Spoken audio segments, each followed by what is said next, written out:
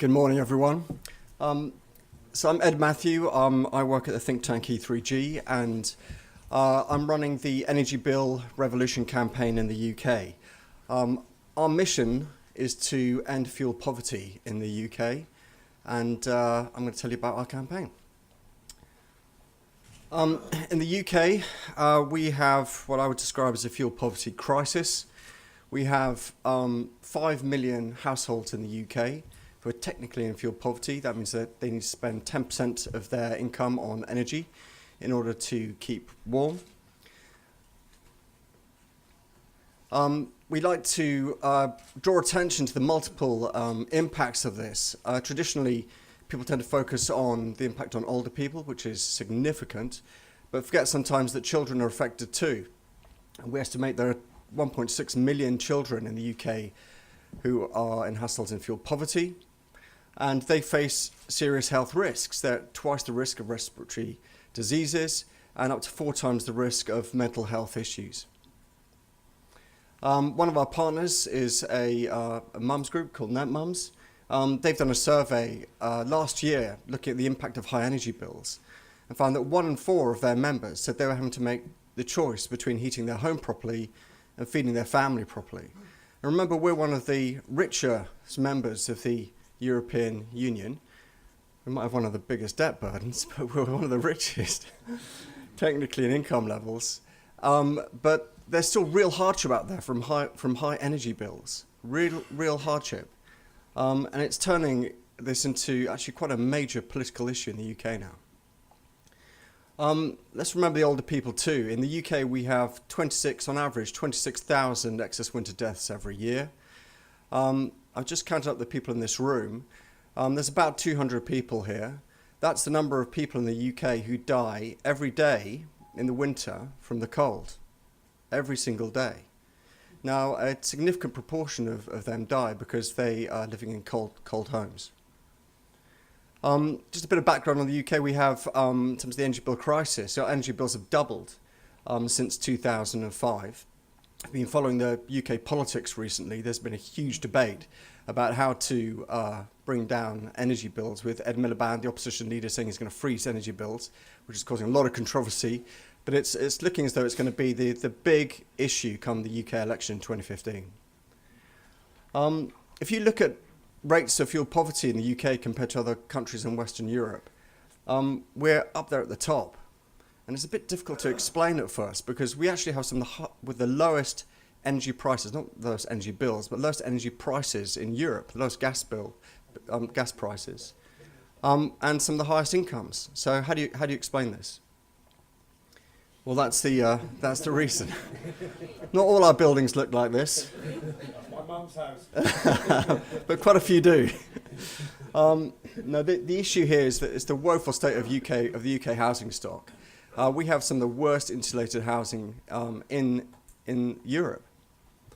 But if you look at this graph from the government, this looks at the bottom. You're looking at the rates of energy efficiency in homes. A is the best, G is the worst, and the proportion of people living in fuel poverty.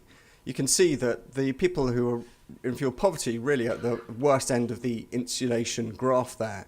So if you get rid of the sort of D's, E's, F's and G's, so some of the most badly insulated homes in the UK, you're almost eliminating the fuel poverty problem in the UK. Let's remember too that sort of buildings in the UK are responsible for 43% of carbon emissions, maybe higher than the European average. So it's not just about fuel poverty in the UK in terms of what bad insulation means. It's a really serious carbon issue too. But whether it's carbon emissions or whether it's fuel poverty, this is the point we're trying to make. If you want to solve those problems, you have to super insulate UK homes. It is the only long-term solution. And that's the point that we're trying to make in the UK debate around energy bills. Quickly reflecting on what's happening in the UK in terms of recent policies. Financial support for the fuel poor has been reduced by 26% since the last election. Financial support for energy efficiency has been reduced by 46%, and that's mostly because the only centrally funded programme for energy efficiency, Warmfront, has been axed. So I'll just sort of make this point on the UK. We're not making progress in the UK on energy efficiency. The UK is preparing their strategy, but we are probably competing amongst European nations for having the most ineffective energy efficiency policies of any country in Europe.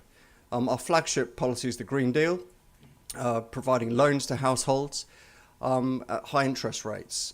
It started at the beginning of this year. So far, I think they've managed to insulate 12 homes. So what I would say is, if you want to ensure a high level of energy efficiency in retrofitting, relying on the adoption of a strategy is simply not enough.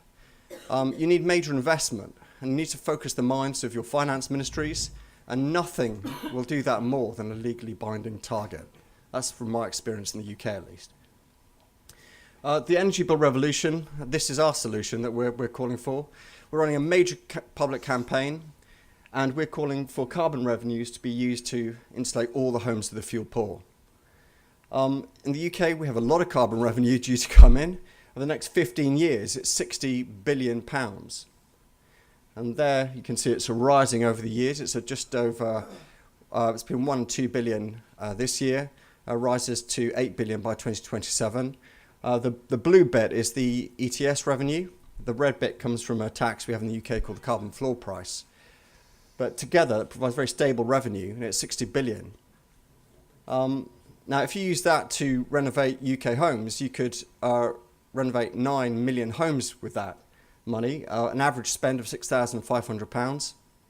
This is a fuel-poor semi-detached home.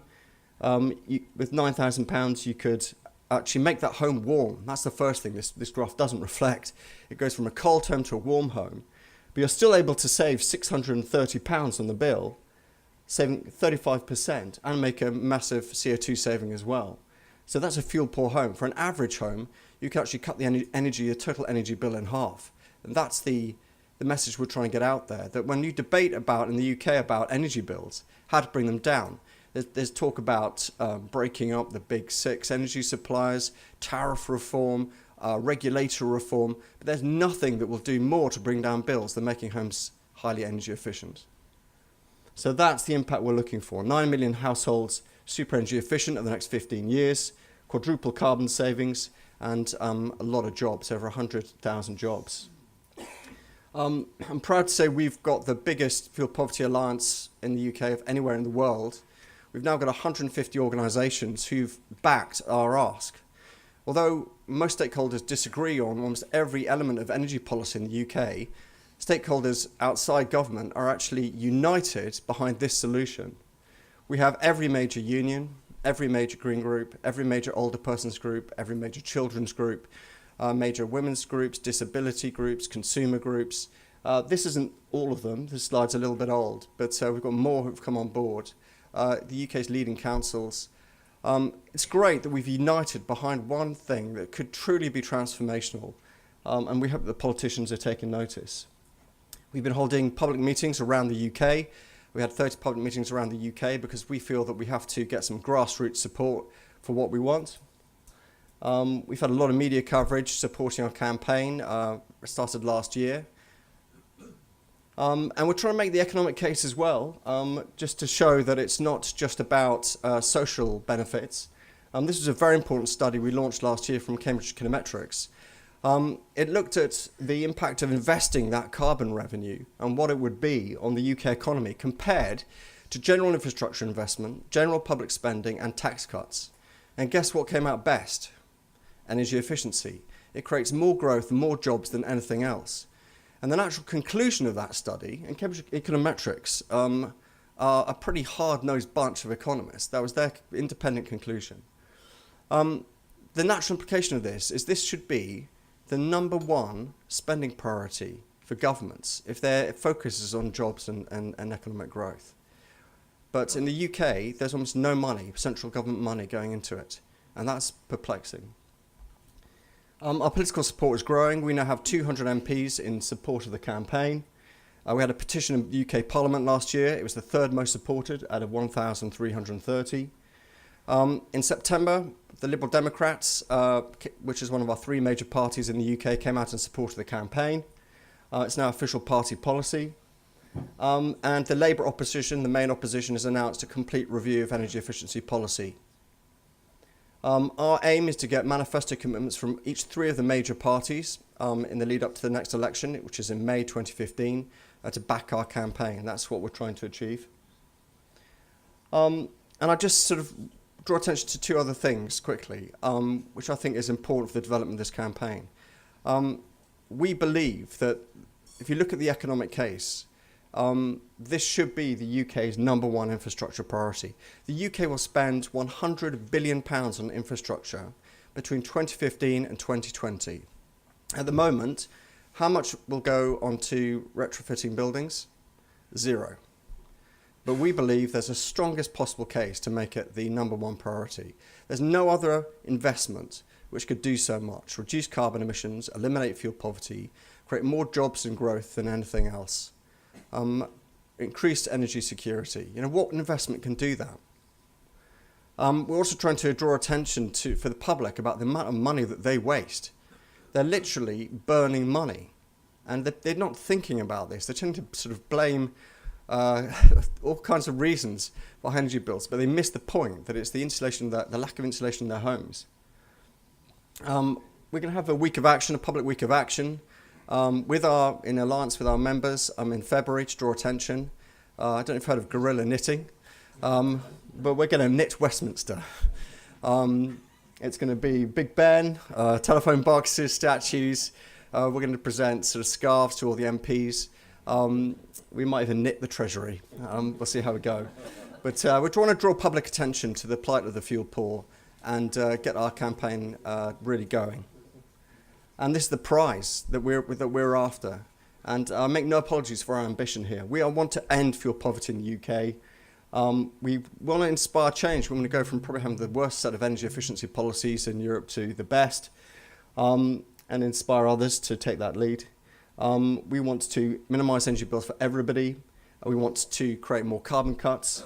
We want to create more public support for the low carbon transition. We're losing that battle. Insulating our homes can help with that. Create jobs, stronger economy, and of course there's major health benefits as well. So that's what we're trying to achieve. And I hope that we can work with others in Europe as well to get more campaigns running to provide long-term investment to end fuel poverty once and for all. Thank you.